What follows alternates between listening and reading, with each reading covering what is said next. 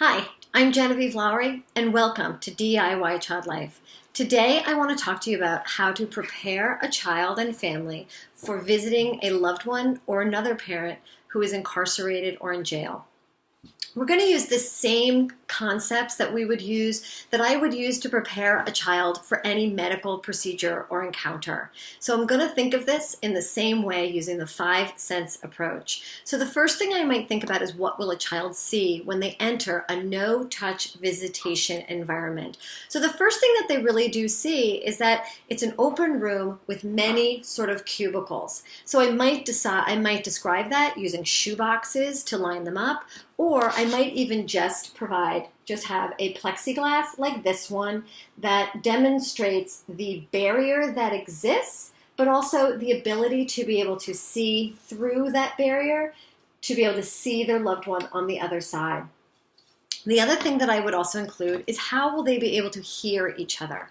So the way that they're able to speak or hear each other is by using telephones. I happen to have 2 old landlines, which I am using as my phones for this preparation.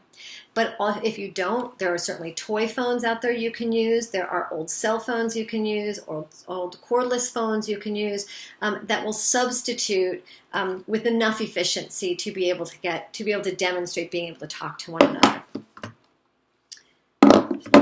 So by using the plexiglass, and with one person sitting on one side and one person on the other, you might practice having a conversation, so that the child gets accustomed to what it's like to talk on the phone, and to also recognize and get the message across that they're not going to be able to hold their parent's hand, sit on their lap, stroke their face, or that their parent or their loved one that is incarcerated is also not going to be able to do that for them.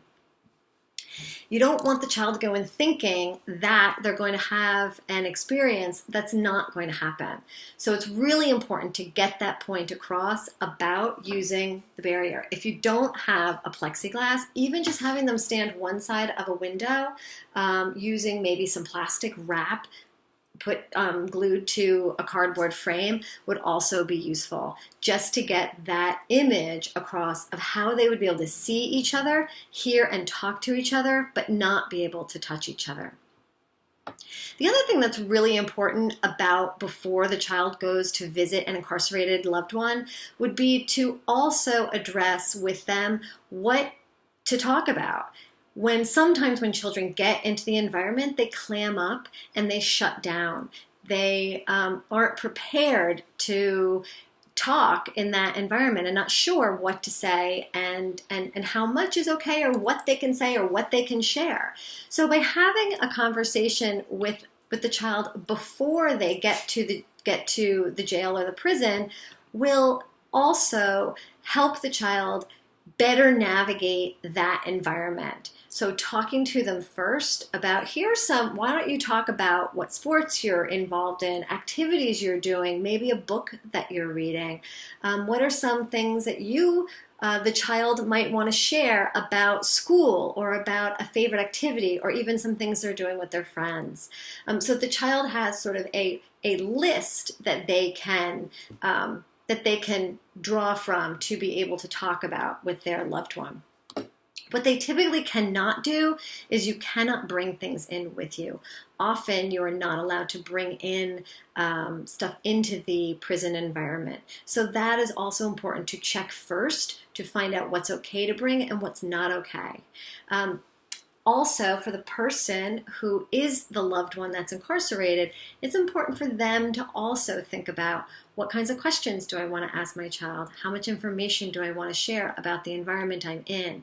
It's also really important for them to reassure the child about their own safety, and also to validate the child's feelings about being sad or missing their loved one or parent.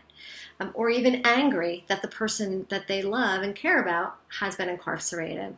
So these are all really important things to talk about while this is happening, and it's also really important to demonstrate for kids by using really simple tools like 2 phones and a cheap plexiglass piece of plastic that I got off the internet to really help children better understand some of the environments that they're going to encounter and how they can navigate those environments so that they can make the most out of their visit and out of their time with their loved one. So thank you for coming to DIY Child Life. If you have questions or thoughts about this presentation, please don't hesitate to add them to the comment section or to email me. Thank you very much.